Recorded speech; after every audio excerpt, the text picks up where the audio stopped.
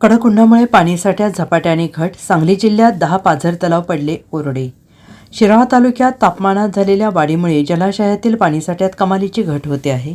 यामुळे 49 पैकी 10 पाझर तलाव कोरडे पडले आहेत. त्यामुळे या परिसरातील जनावरांना पिण्याच्या पाणी टंचाईला सामोरं जावं लागत आहे. करमाळी नंबर 1 आणि पाचुंबरी तलावाचे साठवण तलावात रूपांतर करण्याचं काम सुरू आहे. त्यामुळे 47 तलावांपैकी हत्तेगाव येथील तलावात 95% पाणीसाठा असून 10 तलावातील उपयुक्त पाणीसाठा संपलेला आहे.